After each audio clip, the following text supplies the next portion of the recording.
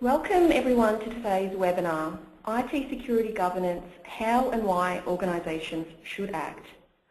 I'd like to introduce you to our guest speakers today. Alan Calder, Founder and Executive Chairman at IT Governance.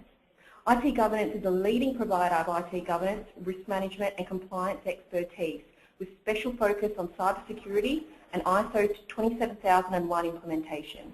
We've also got Chris Tang, Senior Technical Consultant at Infinigate UK. Alan Calder is an acknowledged international cybersecurity guru and a leading author on information security and IT governance issues. Alan co-wrote with Steve Watkins the Definitive Compliance Guide, IT Governance, an International Guide to Data Security and ISO 27001, ISO 27002, which is now in its 5th edition, which is the basis for the UK Open University's postgraduate course on information security. This work draws on his experience leading the world's first successful implementation of BS 7799, now ISO 27001. Alan has been involved in the development of a wide range of information security management training courses that have been accredited by the International Board for IT Governance Qualifications. He also teaches the IT Governance Foundations and Principles course. Alan has consulted for clients in the UK and abroad and is a regular media commentator and speaker. Chris has been working at Infinigate UK for over 3 years, becoming a senior technical consultant in 2014. After previous roles as a VoIP engineer and systems administrator, Chris joined the team with a very broad IT skill set and an understanding of daily challenges IT teams are faced with. In his time at Infinigate, Chris has worked with more than 11 vendors providing post-sales, pre-sales and training engagements, using his experience to deliver solutions for Infinigate partners and clients. Some of Chris's projects include working with the National Police Forces, transportation operators, central government authorities, ombudsman organisations and FTSE 100 retailers. Some key topics that we will be covering today include IT security governance and best practice standards, common challenges associated with IT security policy implementation, basic provisions and how you can start to improve your own IT security using a governance approach, how IT security governance standards have evolved to the changing threat landscape, and best of breed security solutions that can help support your governance strategy. We will also have time towards the end of the virtual summit for Q&A. However, if you do have questions beforehand, please feel free to submit it via the Q&A panel shown on the right side of your screen. Could you define information security governance for anyone who is new to the concept? Maybe explain which frameworks are most common and who they're generally applicable to. Yeah, sure. So I think and I actually did this whilst preparing for this webinar. I obviously wanted to make sure that I got things correct. But I actually looked up the definition of information security governance, and you know what comes back when you do something like that is essentially business need being tied in with IT security. So we're not just talking about battening down the hatches and making sure things are tight and restricted and nobody can really do their job. It's also about enablement as well, but safe enablement. And if we take that in a bit more of a layman's term, well, what we're looking at here is a common good practice baseline. ISO, any of the frameworks out there for good information security standards, is a pointer in the right direction. You know, this is what other organizations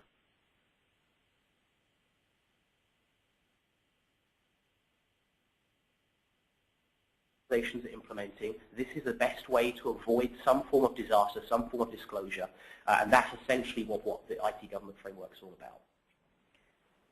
Great. Okay, thanks a lot, Chris. PSN seems to be a topic of conversation recently.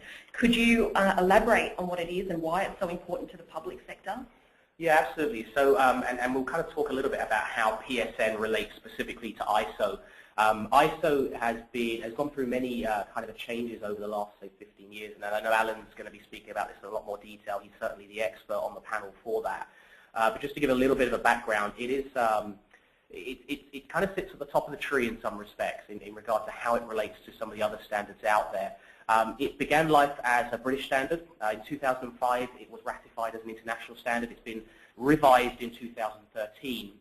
It has 10 clauses, 114 controls, And really what it attempts to do is to create an information security management system. So we're not just talking about whether or not you have ACLs in your firewalls, those kind of nitty-gritty, hands-on types of requirements. But it's also about how do you manage information, how do you secure those sensitive items within the network. Things like data classification, things like handling arrangements, just all the way down to things like data destruction. It really sits at the top. With regard to how that filters down, PSN is a compliancy framework that we see very, very often. A lot of our customers sit within the public sector, and PSN has been a topic of discussion for quite some time. PSN is, again, another standard that's gone through many, many guises over the years, much to a lot of our customers' frustrations. You will remember things like COCO, GCSX, and all of the fun times we had with that. But PSN is a new guide. And just to give you an idea, up on the screen now, I've actually taken an extract from some of the PSN documentation that's out there. And if any of you are public sector, you'll probably recognize this and maybe even remember having some bad memories and flashbacks about it. But what you'll notice in particular, that in the requirements list of some of the annexes, there's actually references to the controls and the clauses of ISO 27000. I've kind of highlighted that on the screen to you now. And we can actually take this one step further, because some of our other public sector customers, people that are working with the health departments, hospitals, GP offices, local trusts, we also see the same thing. If you're familiar with IGT, IGT is just a revision of PSN but for the health environment. Again, I've taken this from their website, and we can see leanings toward ISO 27000. So, ISO is seen as it's this pinnacle. It sits at the top, and it's seen as a reference tool for other compliancy drivers. And PSN itself, I just want to speak about that in a little bit more detail. If you're not familiar with that, if you're not from the public sector, just so that you do know what we're talking about. PSN is a public shared network services. It is a way for local authorities, things like central government departments and law enforcement to actually have some kind of a shared service. So rather than all buying email encryption products, rather than them all having telephony systems separate from each other, we can actually start to join them together. Now, the only requirement for that in terms of who's managing that PSN network is you have to prove that your network security or your information security is at an appropriate level to match that of the PSN. They obviously don't want you to become the dangerous backdoor for their network. And so, essentially it's a shared services piece. Now, I've put a little reference at the bottom, just down there, if you guys are able to scribble that down, I guess, but you can Google PSN and find this information yourself. It's all that I did in preparation. But it's all about shared services. So you can go on there, you can have a look at the services that are being shared by PSN and have a look at those that are currently being ratified or in process of being ratified. So that's something definitely to take away from today and have a look at. Thanks very much, Chris. Well, for all of those on the call who don't necessarily feel that any of these frameworks fit their organisation, is this still relevant? Yeah, it's a question that we get quite a lot. If I'm not mandated to follow one of these frameworks, should I do it? And I think there's real good reason to do it. And I'll give you an example. We as an organisation, we're a private organisation. We're relatively small in comparison to a lot of places. And we don't have to follow any of these regulations as such. But there's plenty of good reasons to do so. And certainly when I speak to my customers, I always say, well, you should still keep an eye on it. And when you are introducing new systems, when you are thinking about new processes, maybe you should just spend the 10-15 minutes to go and have a look at some of these frameworks and see what's being recommended. So it comes down to good organizational practice to begin with. Secondly, for any of you that were on our previous webinar, which I think was 8-9 weeks ago maybe now, which we ran on the changes to the EU data protection laws, what you would have found from that is there's some real kind of scary legislation coming up. There's some real teeth coming out of some of these laws and some of these changes. And we as system administrators, we as handlers of data, we really need to up our game and start to be a little bit more responsible with that which we're handling. Just to give you an idea, we're looking at things such as, and some of this is still being ratified and discussed by Europe, but we're looking at upwards of 5% of global revenue being targeted for a fine should you lose data. So of course we need to pay attention to the legislation that's out there too. And finally, reputational damage. I mean, I mentioned it from a monetary factor there, but reputational damage really is the driving force for a lot of those media-based articles that you're seeing out there recently. Target, some of the other big ones, Department of Justice, for example, appearing in the newspaper, losing data. The reason why they're doing that is not because the ICO forces them to, but because the reputational damage, that fear factor of coming out and being seen as somebody who's lax around security is far scarier to these people. So, three reasons there really: organizational practice, some of the legislation that's going to be coming, and of course the reputation of your organization as well. Thank you, that's great. Now, I've just got our second and last poll. We'd like to get a better idea of how important you think it is for your organisation to adhere to an IT security governance standard. So I'll just get that poll up on the screen now.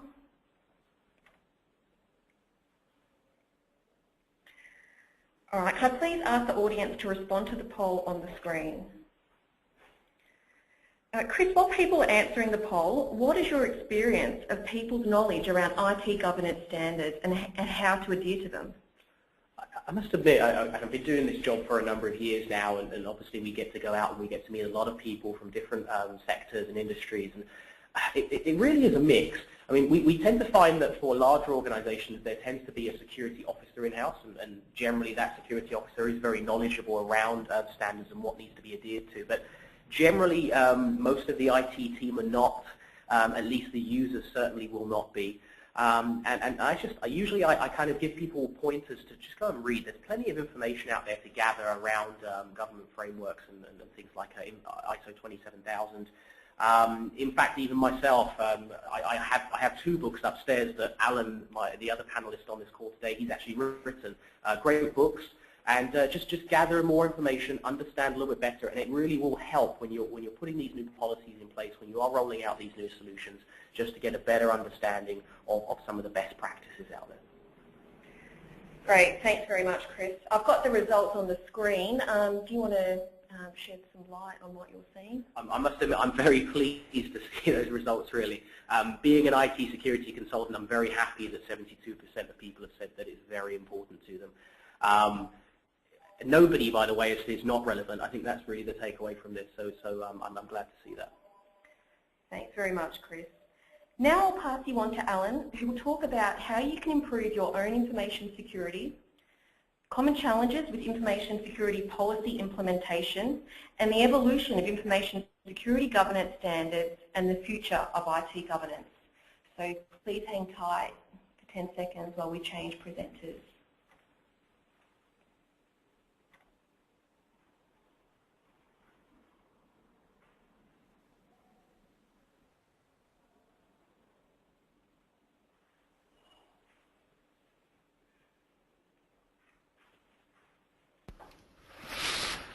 Thanks, Lulu.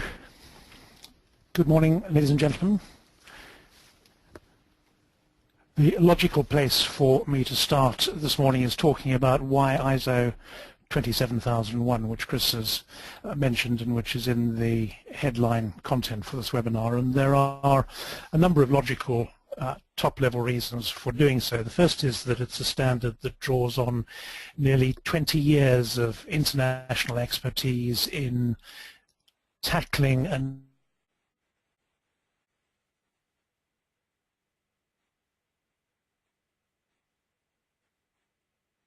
managing information security risks. So it's put together by people from many of the largest organizations around the world, but working with large and small organizations to create a technology agnostic framework for managing information security. So you can think of it as a framework which tells you how to avoid repeating the errors that organizations have made on and off over the last 20 years. It says this is stuff which we've worked out, we've tried, we've tested, we've discussed with other organizations of a similar size or small or larger size, and we've arrived at a framework which itself we've then tried and tested. So implementing ISO 27001 is a very good way of avoiding going down paths that will waste money, time and effort for you and will not give you the kind of security which as an organization you might want. So it's a globally recognized common best practice standard which excitingly addresses business risk as part of business as usual. In other words, it's not a standard which is based, as is PCI DSS, for instance, on the idea that whatever your own appetite for risk might be, the standard sets out specifically what you must do. ISO 27001 instead recognizes that different organizations have different approaches to business risk. The key thing is that whatever your approach is, the way in which you limit your exposure should be part of how you manage your business. And ISO 27001 achieves that by being a broad-based specification for information security. So it encompasses people, processes, and technology, and I'll come back to that shortly. And that means that if as an organization you see the information security is important, and frankly in today's business environment I would be amazed at anybody who said they thought information security or cybersecurity wasn't important. It's headline news virtually every day, and organizations in their multitudes are being hacked and broken into every day. What ISO 27001 helps you do is first of all select controls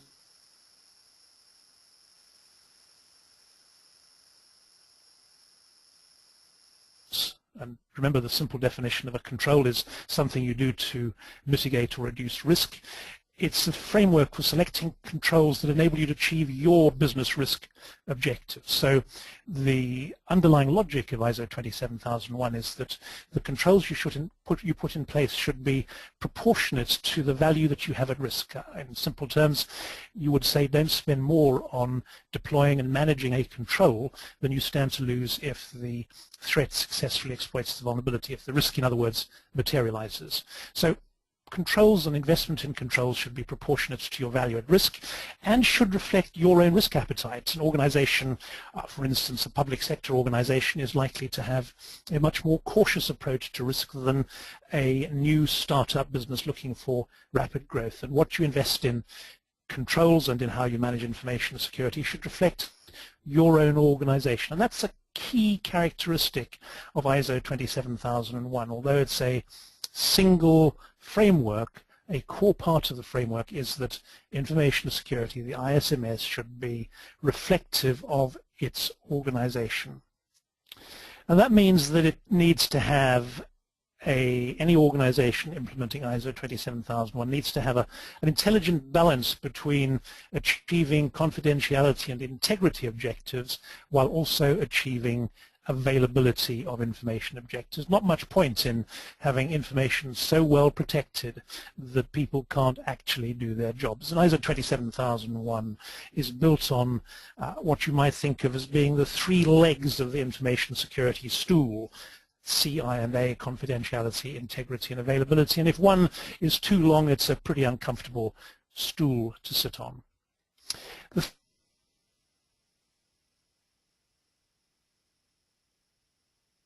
third big way in which ISO 27001 helps you improve information security is that it demands that you address information security on a corporate enterprise-wide basis, and that you do so with top management support. In other words, it recognizes that you can't implement effective information security if the management of the organization itself doesn't really care, if it thinks it's going to have different rules applied to it. Management has to lead by example, and information security has to become second nature to users throughout the organization. The people who, if they click on a link in an email that's going to bring a piece of malware into the network, will expose you to significant risk. All users have a key role to play. It's not just the information security and IT team, all users across the organization. And increasingly, ISO 27001 points organizations towards the concept of resilience, the recognition that in the world of information security you're going to be breached. If you think you haven't been breached, you might not be looking hard enough, and therefore resilience is a more important concept than simply prevention. You can't stop things going wrong. What you need to be able to do is reduce the number of attacks and make sure that when an attack penetrates your outer defenses, you've got methods of identifying that it has and responding quickly and effectively to the breach. So, lots of good reasons for implementing ISO 27001. What are the key steps? And frankly, the key steps are you can address in any way, but at the end of an implementation project, you will have determined a scope for your management system. And with ISO 27001-2013, the scope of the management system is usually now going to be the whole of the organization. In a big global enterprise, it might be each separate division or function might possibly have their own scopes and their own certificates, but broadly speaking, you're talking about the whole of the organization.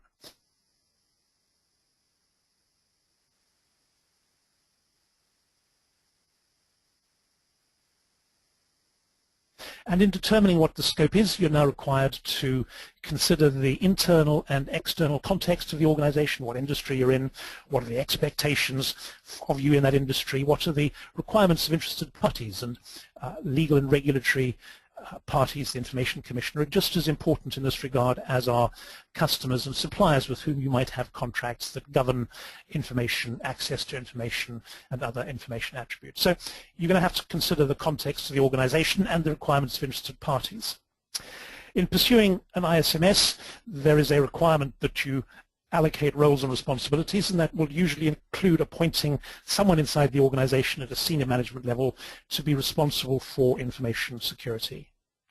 You'll conduct a risk assessment. You'll identify those threats and vulnerabilities to key or critical assets, and you'll look at controls that will be appropriate to reduce those risks to an appropriate level. And for each of the risks that you've identified, you'll appoint a risk owner. The risk owner is the person who has the responsibility for ensuring that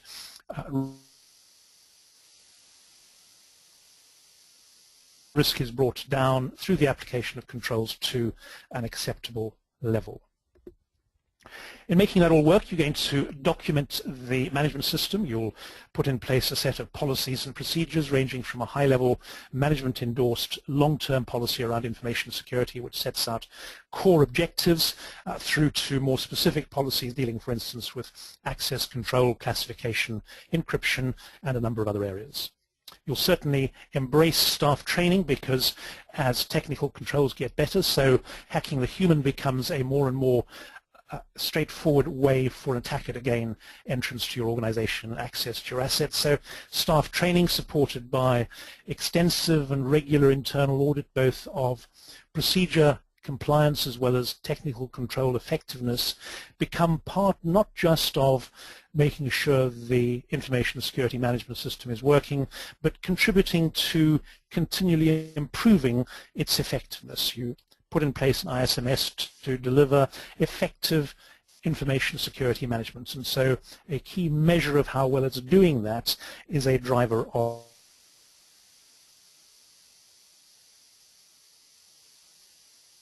your continual improvement methodology. So you get excited about ISO 27001. Where do you start is the question. Well, the chances are that the sensible starting place is always going to be to read the standard itself. It's a relatively short document. It costs something like £100. You can buy it from any standards institution in the world, or from ISO, or from IEC, or from distributors. And it's a standard document. It might have a BS preface or an ANS preface, depending on which part of the world is publishing it, but the reality is it's exactly the same standard whether you buy it. So buy it, read it. It's relatively short. It's pretty clear and pithy. You'll find yourself wondering what some of it means, and so buy and read implementation manuals and guides. They too don't cost an awful lot, but what they do is give you clarity about how to approach the specification that's inside ISO 27001. So read the standard. Second thing to do is do a gap analysis. There's a reasonable prospect you're already doing a number of the right things, a number of the things specified in ISO 27001, although you may not immediately realize it. You're probably doing them. So you might also be doing some of them right. And that's the wonderful way to be, doing right things right. So do a gap analysis, either yourself or get an experienced consultant, or use one of the many online tools, and work your way through the requirements of the standard, which are set out in clauses 4 through 10, and see how many of those detailed things you're actually doing. Then what you can do is identify high priority weaknesses, the gaps between what the standard says and what you're actually doing. Some of them will expose you to greater risk than others. So absence of staff training, for instance, will expose you to much greater risk than possibly the absence of a disciplinary policy linked to information security breaches. So address your high priority weaknesses first. That's where you can reduce exposure and get the biggest bang for your buck. Put in place the baseline controls that will deliver compliance with the requirements of interested parties, and the Information Commissioner is one such. So make sure your controls that deliver Data Protection Act compliance, that deliver compliance with any other jurisdictionally important regulation, plus your contractual requirements around information security, put those controls in place, make sure that they're working effectively, and then start looking at the additional risks that you might not have been aware of or might not be addressing, so that you can determine appropriate additional controls to put in place to mitigate those risks. What should you be aiming for? There are organizations who talk about pursuing ISO 27001 without looking for certification. There is in fact a global certification scheme that enables any organization which implements ISO 27001 correctly to get an independent audit from a certification body, which translates into a certificate of compliance valid for 3 years. And frankly, while there is a cost in getting a certification body to do the work, why wouldn't you? Why wouldn't you, if you've done the job properly of tackling information security, why wouldn't you seek out all the benefits that come with being able to say to customers, to staff, to suppliers, to stakeholders, to partners, actually we take information security seriously. And we're not just saying so, we're not just claiming we've done it, we've had an independent body come and carry out an audit, and they do surveillance audits every 6 months to prove that we're continuing to do it properly. We'll get a certificate, and that's really what you should aim to achieve. Typically, implementing ISO 27001 takes between 3 and 9 months for a small to medium organization, maybe longer for a large and a bit longer for a global organization. But the international recognition and competitive advantage that you get from ISO 27001 is still significant. The number of organizations that have implemented ISO 27001 is still small. It's less than 30,000. So there are still, in many jurisdictions, in many parts of the world and in many sectors, the opportunity to be the first, second, third, fourth, fifth organization to implement successfully ISO 27001. Of course, in other organizations, in other parts of the world, ISO 27001 is already becoming a cost of entry. You can't, in the long run, contract with Her Majesty's government without having in place some form of ISO 27001 based security. So it delivers regulatory and contractual assurance and significant credibility with customers, staff, and suppliers. There are a couple of common challenges. There are quite a lot, actually. I'm just going to look at a couple of the basic challenges. The first is that you need to recognize implementing an ISMS as a change project. It's going to affect the whole of the organization, all of your information assets and users, and controls are going to be made up of a combination of technology, process, and people. You can't, for instance, configure a firewall unless you have a firewall in place with clear rules about how it has to be configured, with somebody who knows how to do it, and a process for ensuring that it's been done properly. So people, process, and technology make up all controls. And because of that single characteristic of an ISMS, implementing an ISMS is usually felt across the organization as a whole. So tackle it as a business change project. Don't tackle it as an IT project. And I think if there's one thing that you take away from this in thinking about ISO 27001, it is get the business leaders involved in implementing it. Find the person in sales or marketing who's going to get the biggest benefit out of it and put them in charge of implementation, where IT, InfoSec, and compliance teams support the initiative, but it's driven by somebody in the business side in order to achieve business objectives. And that way it'll have business leadership. You'll be able to drive it, integrate with business as usual and with other standards, and deliver genuine benefit. And genuine benefit comes because it reflects your business objectives, it reflects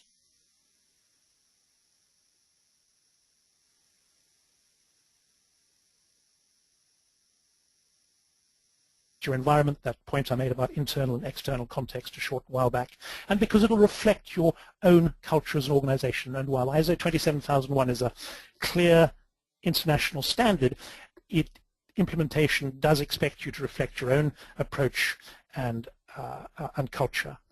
Management support is essential. If somebody in the organization is saying, let's get ISO 27001, but top management's not involved, my suggestion is go and work somewhere else, because you won't be able to deliver it without clear and visible support from top management. Of course, implementing an ISMS is going to require you to develop knowledge and expertise. You're going to be able to not just deal with technical security, but also the management system aspects around risk management, communication, talking to users and staff, making sure everybody is bought in and understands what you're doing and understands the logic of the policy and procedures, rolls out across all managers, all employees, plus other stakeholders, customers, suppliers, and third parties. Critical success factors for implementing ISO 27001, well, if you think about how the controls are made up, it depends on money that's going to be deployed to deliver effective technology, people, and process controls. Now, you might be able to free up money that's being spent unnecessarily on controls that, when you look at it, is inappropriate, but you're certainly going to have to spend time and money on designing and implementing the ISMS. So management support, budget, you need all of that. You're going to need to train staff across the organization, so you're going to need some money for that.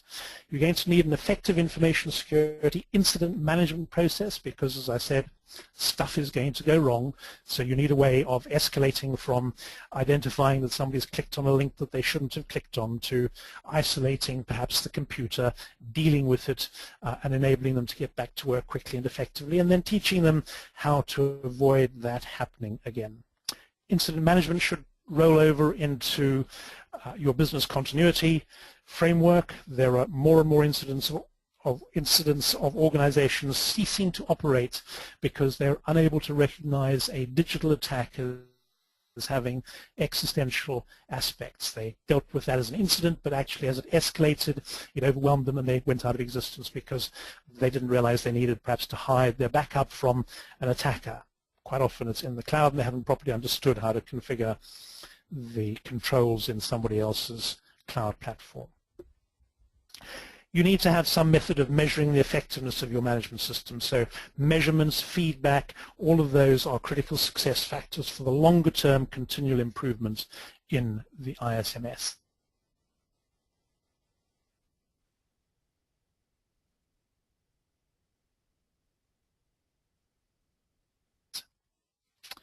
So what does that all mean in terms of longer-term information security governance? Well, cybersecurity today is a national strategic issue. In the United Kingdom, in the United States, across Europe, you find it at the forefront of government thinking about how to deal with the security of the nation in cyberspace, and of course, normally, because if you can hack a utility, you can take power offline. So cybersecurity is a strategic issue.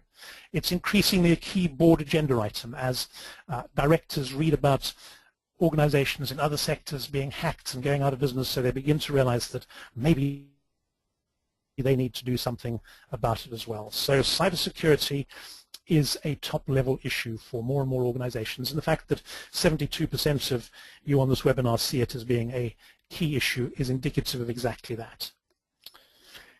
I speak about resilience, and you should increasingly think about security as being about security resilience. It needs joined up processes. Your processes need to work across the organization. And increasingly, as resilience becomes the underlying concept, that's what we'll see. We'll see systematic risk-based approaches which link enterprise risk governance to information security risk governance that work across all the other frameworks that you've got inside the organization. So you might use ITIL or COBIT or any one of a number of different frameworks. Information security management will become embedded in all of those processes. And the comprehensive people, process, technology model will increasingly be part of just basically how things are done. Regulatory and contractual requirements, which are reflected in information security behavior, will in that way become embedded in all your other processes. So increasing resilience as ISO 27001, which is the globally understood and accepted standard recommended or required by governments from Australia all the way across to states in North and Central America. 96% of respondents to the 2015 global report said that 27001 had an important role in their cybersecurity defenders, with a range of different drivers which all add up to exactly what I've been saying: improving security posture, winning business, gaining competitive advantage, and increasingly because it's mandated by existing customers or required when tendering for new business. More and more customers turning to their suppliers and saying, have you got ISO 27001? When are you getting it? And we see growing numbers of organizations who come into our consultancy team saying, we've just won a contract, we've got 6 weeks to get ISO 27001 compliant, help, and similar types of calls. More and more customers who implemented say, actually, we didn't think we'd see these benefits as quickly as we do, but we're seeing them. And we're seeing them because ISO 27001 recognizes that you have to integrate multiple control frameworks, you have to deal with multiple requirements of external parties, whether customers or regulators. You have to find standard ways of dealing with what are common requirements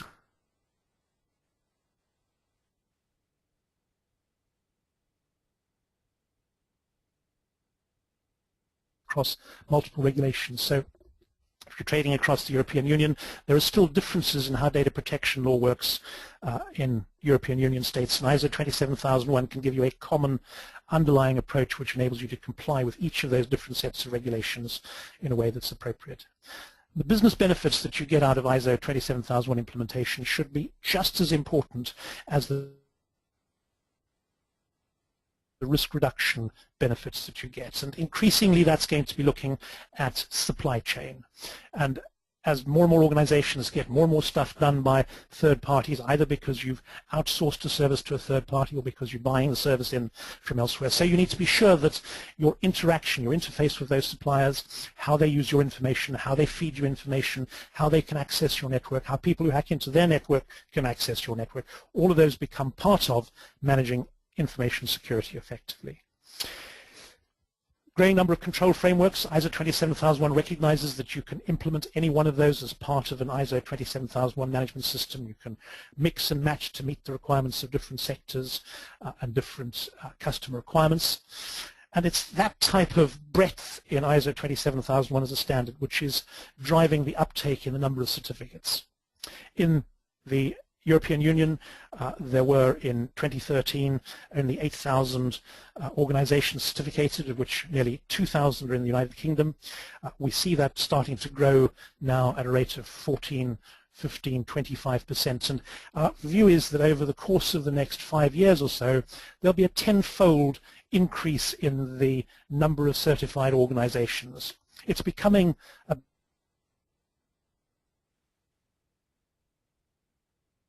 basic business requirement. There are, if you look at ISO 9001, which is a widely implemented standard for quality management, there are 1.1 million organizations worldwide with an ISO 9001 certification. And we see in the longer run ISO 27001 becoming a more widely taken up standard than 9001 because information security is so much more important to organizations than simply quality in your business processes. So 27001 becomes over the next 5 to 7 years a basic business requirement. If you want to do business with any other organization, you kind of got to have 27001 as a basic. So the tick list on an entrepreneur start list would include raising money and getting a 27001 certificate, because by then most large organizations, most medium organizations will have been certificated for a number of years. Ladies and gentlemen, that's all I wanted to say today about information security, so I will hand you back to Lulu. Thanks very much, Alan. That was fantastic. Chris,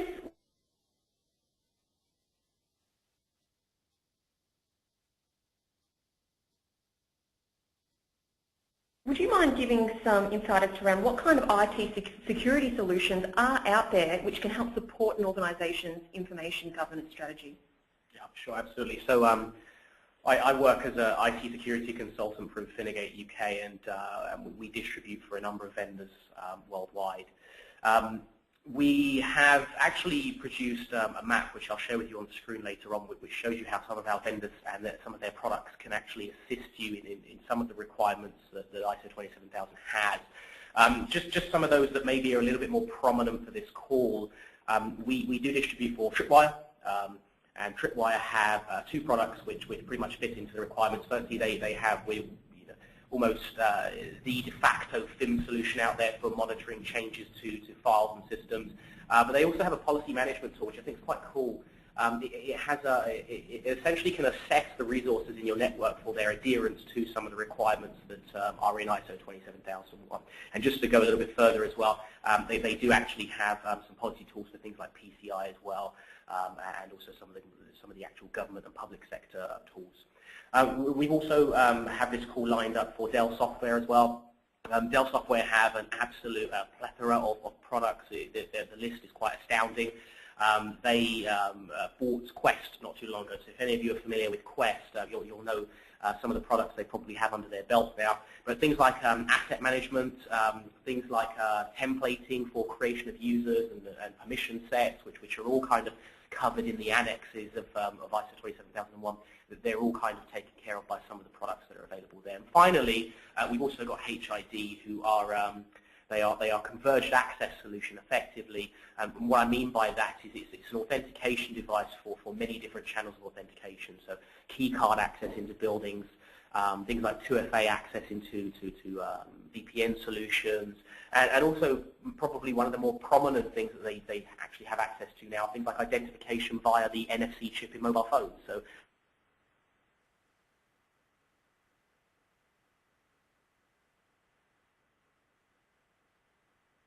the ability no longer to just carry cards for things, but to be tapping your phone on devices to unlock doors and such. They've also got some really cool tech around cloud as well. Cloud is becoming more and more popular. We've certainly seen in the last 3 months there seems to be a huge shift towards cloud, particularly for some of those smaller organizations that no longer want to host racks of equipment.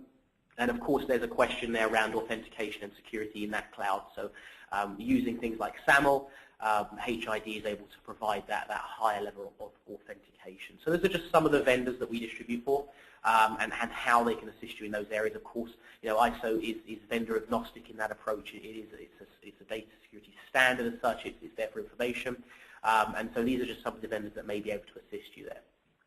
And so just on the back of that, in terms of some of the resources that we've actually produced that I'm guessing will go out in an email after this particular call, we've actually produced two items for you. I'm going to talk about the first one now. It's what we call our ISO vendor map. So what we've done is we've taken some of the standards that are in ISO 27001, and we've actually mapped our vendors and some of their products to those requirements. And what that's there for is not just to give you a shopping list, but it's there to help you to understand some of the products that are out there that might be able to assist you. If we take something, for example, like the inventory of assets, this is a critical piece for information security. Just understanding what you already have, and that tends to be quite a challenge for a lot of organizations. And we can actually point you in the right direction with regard to solutions. Of course, it can be done manually. There's nothing here to say that you must buy in order to become compliant, but there's some things that you can actually take away from this. All right, excellent. Thank you both, Alan and Chris, for providing some really valuable insight around IT security governance and how and why organisations should act. I'm now going to open up the door to some questions and answers. If you've got any questions, please submit them via the Q&A panel shown on the right side of your screen, and please indicate who the question is directed to. So I'll just wait 30 seconds for those questions to roll in. All right, we're seeing a few come in now.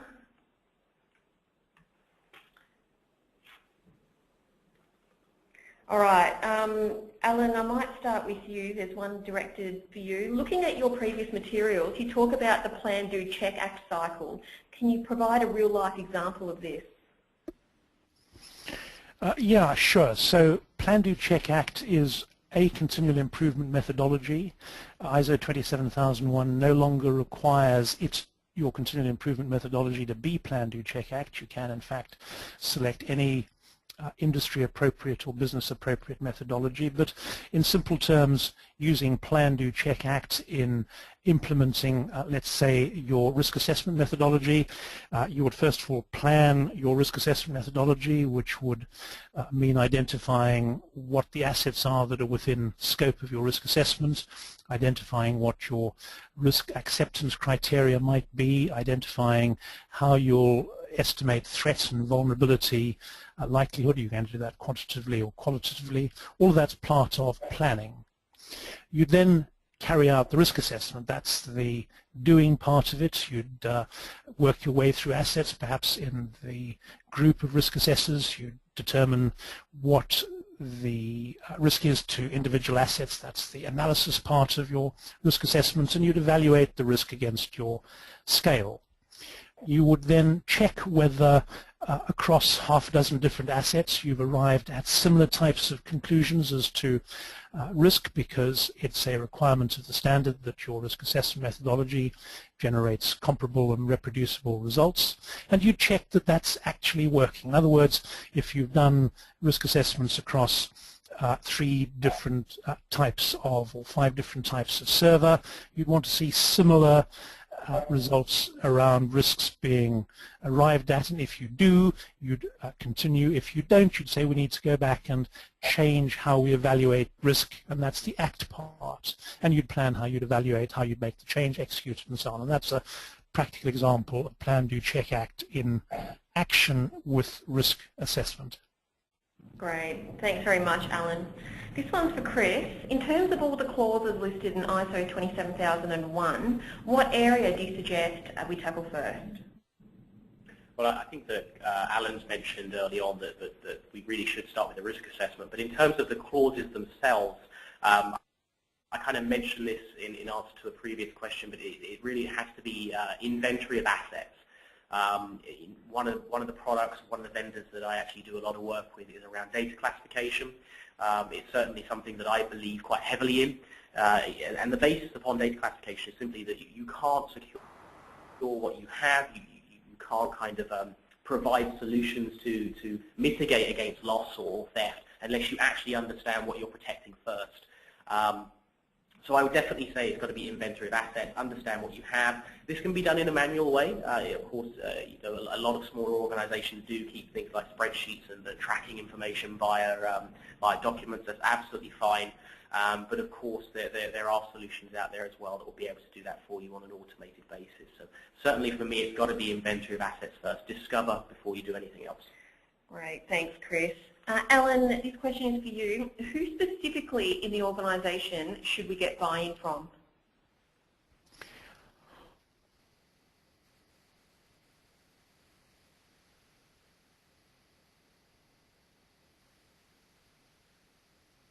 Well, the answer is, at the end of the day, pretty well everybody. Everybody's affected, everybody's got a contribution to make, but the starting point is whoever determines the strategic direction of the organization. That's chief executive, board. That's who you want saying ISO 27001, information security matters to us. It's part of our business. They're going to provide leadership. If you look in the standard, Clause 5 is very specific about the requirement for buy-in from top management, and top management is defined as anybody who is in a position of authority inside the organization. So that's the starting point. Thereafter it is line managers, functional managers, and finally users. You don't want some mobile user in a coffee shop to have their wireless in promiscuous mode so that anybody can hack into their workstation. You want them to understand the contribution that they've got to make. So the real answer is everybody wants to buy in. Okay, thanks, Alan. One more for you, Alan, because I'm just conscious of time. Now, you've mentioned online tools being available. Have you got any suggestions? Online tools, yes, you can. There are gap analysis tools available. I know, obviously, that IT governance has online gap analysis tools available. If you go to our ISO 27001 page, www.itgovernance.co.uk/ISO 27001, you can find access to them. I have to warn you, they come with a small cost attached to them. But there are other organizations who also offer similar types of tools that enable you to do a straightforward online gap analysis. But frankly, you shouldn't be spending much more than around about £100 to get hold of a good tool which looks not just at the controls, but also at the clauses, the key part, the clauses of the management standard, which is clauses 4 through 10 of the requirement specification in ISO 27001. Great, thanks very much, Alan. All right, thank you very much, Alan and Chris. Any unanswered questions will be responded to separately within the next 48 hours. If you are interested to read more about the standard, please visit the IT Governance website, which provides extensive information on ISO 27001, which is shown on the screen. If you're looking to implement an ISO 27001 compliant IS Information Systems Management System, IT Governance has over 10 years' experience in helping companies implement the standard and achieve certification. IT Governance offers fixed price, package solutions, which contains a mix of tools, training, and coaching consultancy. The Infinigate team here have also developed some tools and resources to help you get started. We've got this self-assessment portal. Chris, do you want to explain how this works? Sure. What we've basically put together, if you go to infinigatesecurity.co.uk, is it's effectively a very short questionnaire. We've taken 5 of what we consider to be the kind of top sections of the standard. For example, I mentioned asset management a lot. And we ask 3 questions within that section relating to your practices in that particular area. And of course, when you submit those form results, we provide you with a breakdown, something which you can see an example of on the screen now. And we effectively score you on that too. So we're kind of giving you a bit of feedback as to your current situation against the standard, but we're also on top of that providing you with some recommendation as well. So have a look at that. You can actually download it, print it out, and there's some opportunity there for you to potentially even contact us and ask us for a bit more information on how we can maybe help you to strengthen your particular